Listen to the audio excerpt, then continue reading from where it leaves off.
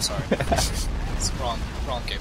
But yeah, you know, somehow this Baneblade is still just keeping up with us, and as opposed to most other normal Baneblades, this one is kind of a huge asshole, because you might be noticing that Spookums is now dead.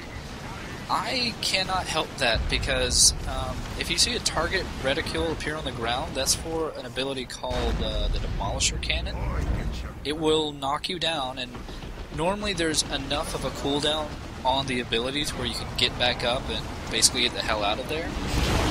For some reason, not on this one. It will basically juggle you to death. Yeah, you have just enough time to stand up and get hit by another Demolisher shot. Yeah. So, thankfully, they do give you the ability to basically spend some requisition to resurrect people. But sadly, well, I don't want to say sadly, makes it sound sad. But no, you can capture another base, and you know he'll resurrect there next to you. And thankfully, you never run short on requisition in the game, so it's never really a problem dying at all. Also, the reason the Baneblade is keeping up with you is because you're doing sort of like a zigzag pattern across the map. It's just plowing right through the middle and blowing up all the walls and shit in its way. Well, I mean, the Demolisher Cannon is the whole-mounted cannon, you know, on it, you know, and which is like a main cannon on one of the Lehman Russes, the Lehman Rush Demolisher, obviously. And you know, I mean, that just shows you how cool the Baneblade is. It's like, look, I'm just gonna have a secondary weapon that's like a primary weapon on one of the most ridiculous tanks in the Imperial Guard, like inventory. Yeah. Yeah, it's actually like I would say a good majority of the super heavies in the game are actually pretty interesting. There's only a few that I would say are kind of lackluster, like the avatar of Kane. It's the Eldar super heavy is kind of lackluster, and it is kind of sad because that's a Codex sort of HQ unit. It's not really something that's completely exotic like the Baneblades and stuff are, because those sort of stuff you only really find in Forge World models, which were sort of created because they were cool. Yeah, cause, I mean, the Avatar of Kane basically requires some uber pissed off Eldar to sacrifice himself. Yeah. So that this, you know, this incarnation of their pissed off god can, like, come to life. And then, I think the Tyranids get, is it a Swarm Lord?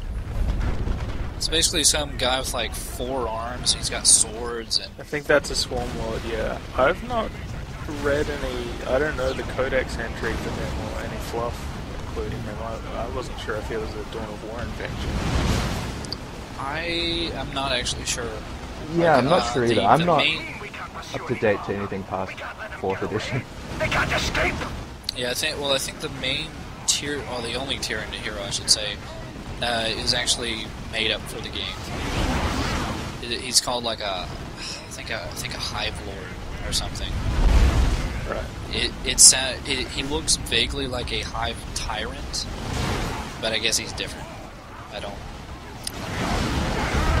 And I'm trying to remember what the Chaos Super Heavy is. It might be a Great Unclean one. Yeah, the Great Unclean one. It's got some cool moves like whipping out its intestines and using them as grappling hooks. Yeah. Yeah. Pus. And, Lots of delicious pus. Yeah. Yeah, I think it has like a fart ability that just is like noxious gas. It's basically an embodiment of Nurgle. Yeah. Or like an avatar of Nurgle. Or the average WoW player. It summons up Poop Sock and I mean, it really is. He's about longevity and permanence, you know, in the face of being horrible and fat and diseased, which really I think most raiders would aspire to. Yeah, I would say so. But yeah, and we'll obviously be seeing the Orc Super Heavy, so we'll try to talk about that later once it arrives. Yeah, and it will arrive in a very glorious fashion. It's such a great mission. I love that. Yeah, pretty much each one of the campaigns has a separate mission for getting their super heavy. The Tyranid one is pretty stupid. It's you basically have to escort this zoanthrope, which is basically their, I don't want to say artillery, but it's kind of like... It's like a brain that floats, and it can shoot psychic bolts. Exactly. And it's got Eldar. It's from Eldar DNA. Yeah, there was actually a fluff story where an entire Eldar craft world got taken out by one zoanthrope. Because it like the entire point of the Tyrant is to adapt to whatever it's fighting. And basically this zoanthrope had gained the ability to consume psychic energy. And that's basically what the entire craft world was. So it basically sucked the craft world dry. This is it, you maggots. We'll bury you here. So, yeah, just mentioning the scale of the things, those little turrets next to it are basically Leman Russ turrets mounted to a bunker, so it really shows you how huge, it's like the size of 4 battle tanks. Yeah, it's... I don't know. Maybe this war boss is just really huge. It's hard to say. Well, I mean, war boss should be really huge. Only the biggest orcs get to be the boss. Well, it's the more fighting an orc does, the tougher he gets. So that's why half the reason why orcs love fighting so much. So invariably, the biggest and meanest guys are going to end up being war bosses because they've just survived being not murdered for so long. Isn't there an orc that's like the size of a planet, or he's so big that he just wanders around this planet like with 3 steps? Yeah, oh, no, it's like, it was like Legend had it. I think it was in the 4th edition codex, of the orcs, where it says Legend had it. There's an orc that survived for so long and had been in so many fights. He's like gigantic, and he was like the size of the planet. And then one day he like went crazy, got really, really angry, and like punched the ground, destroyed the planet, and died. One last charge.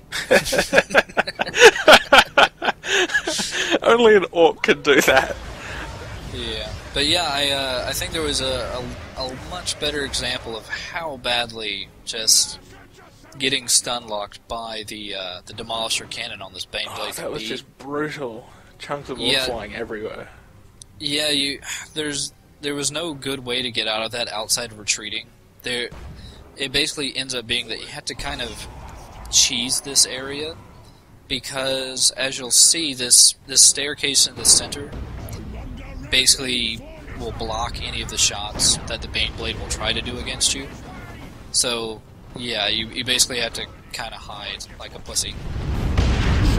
And it's even more annoying because the Sentinel, which is this at Walker from Star Wars, sitting in the center there, is equipped with these long-range arcing missiles. I think they're crack missiles, is what they're called. I would say no, they wouldn't be. I mean, crack missiles are just basically anti-tank missiles. I think it's just some weird one with mortars on it. Yeah, well, I know they have... Well, the Sentinel can equip a missile launcher, yes, but... So wouldn't they just put frag missiles on it for anti-infantry? I don't know. I don't know if I'm taking the sort of it too literally by saying, like, well, the missiles fire one thing, so, like, a missile should only fire one... Missile launcher should only fire one missile instead of not in barrages. I think some artistic liberties have been taken with this. But yeah, so the best strategy in this case is... Rush the stairs. Yeah, thankfully this Baneblade can teleport, because I don't know how the hell it got up into this cave. But thankfully it can't, go upstairs, so it has pretty much the weakness of a Dalek. So thankfully we just have to take out this targeting cogitator, and that actually be the end of the level. I like how he sort of just now points his tank away. It's kind of sad. It's like, oh, he's on a hill. Can't do anything about that.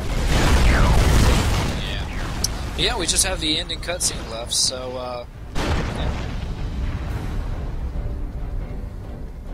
Teleport is up and running, boss! Is it then? Tested it then, have you? Well, Captain, we's low on grobs, but I'm sure it's fine, though. Ork says... After you then, Mr. Nailbrain. I have no idea if that means it works. Oh well! Here we go! Whoa! Yeah, hopefully you'll join me next time for more Retribution. Thanks, Plank, and thanks Trambopoline. Trambopoline. No worries. See you later. Trambopoline. Trambopoline. Trambopoline.